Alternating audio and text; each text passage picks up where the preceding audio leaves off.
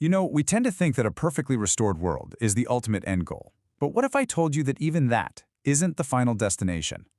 In this explainer, we're going to dig into why a perfect world still isn't quite enough, and why restoration itself has to make way for something brand new. And this, right here, is the question that just stops you in your tracks. I mean, think about it. If people can live under the perfect visible rule of Christ himself and still choose to rebel, what in the world does that say about us right here, right now?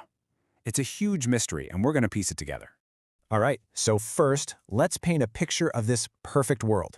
We're talking about a time called the Millennial Kingdom, 1,000 years where Christ is physically ruling on earth. Everything is peace and justice. It really sounds like the final chapter, doesn't it? But this paradise has a surprisingly sudden end. And let's be crystal clear, this isn't just a slightly nicer version of our world. We're talking about a world that is perfect on the outside. Christ is literally there. You can see him. He's ruling. Justice isn't some vague idea. It's the law of the land, everywhere. Peace isn't a temporary ceasefire. It covers the entire planet. The world itself is restored. It is, by all accounts, paradise found. And then, just when you think we've finally reached the happily ever after, the story takes a massive turn. We find out that this whole setup, it's temporary. This perfectly ordered world actually has an expiration date. And this leads us to what has to be one of the most shocking events in all of Scripture, a final, massive rebellion that explodes right in the middle of this perfect kingdom. So here's how it goes down.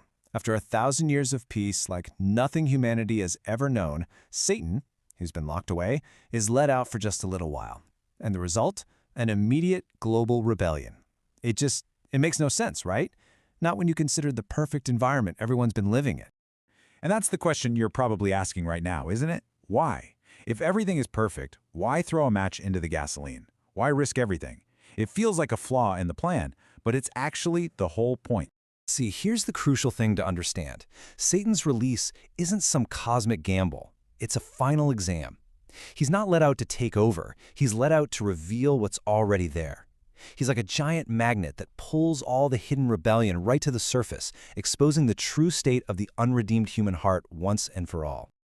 And that right there, that brings us to the absolute core of this whole thing. The real reason why even a perfect world just isn't the final answer. For 1,000 years, you couldn't blame your environment. There was no corrupt government to point a finger at, no systemic injustice, no broken society. All of those excuses were gone. The problem, as this rebellion proves beyond a shadow of a doubt, was never on the outside. It happens because the ultimate problem was never the world we live in, but the heart that lives inside of us. Even in a perfect paradise, a heart that hasn't been changed by grace will always choose itself over God. And this is the bottom line. The profound takeaway from that whole era. You can change someone's circumstances. You can even make them perfect, but you can't change their nature. That takes something much, much bigger. That takes grace. So, this rebellion is the final proof. It shows that just fixing up the old creation, just restoring it, was never going to be enough. And this moment, it marks a huge shift from simply restoring the world to completely remaking it. So how does this giant worldwide rebellion end? Well, it's not some long, bloody war. It's not even a battle. It's a sentence. In a single flash of absolute, undeniable authority, Christ just ends it. And it's over. For good. And with that one final act of judgment, all the old pillars of this fallen world just come crashing down. Evil gets its final sentence. Death itself is defeated. Satan is thrown out of the picture permanently. And the entire old creation dissolves to make way for what's next. It is so important we get this right. The Millennial Kingdom was never Act 1 of eternity. It was the final closing argument for why the old world, even when polished to perfection, had to go. It was the great demonstration, not the final destination. And man, when you put these two worlds side by side, the difference is just night and day. In the millennium, you've still got mortal people living alongside immortal, glorified saints. Death is still a thing for that mortal population, and obviously sin is still possible. But the eternal state? Nope, totally different. It's only glorified people with absolutely no death, no sin, no curse, no more tears. It's not just restored, it's completely recreated from the ground up. So after all that, what's the big takeaway? What's the hope that we're supposed to find waiting for us in this forever kingdom?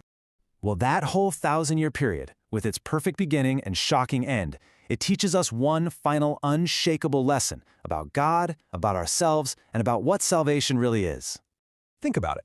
If a perfect world personally ruled by Jesus can't save an unchanged human heart, then our ultimate hope can't be in a better political system or a better society or even a perfect environment. The only real hope, the only thing that actually works, has always been a new heart, a total inside-out transformation that only God's grace can do. So I'll just leave you with this thought.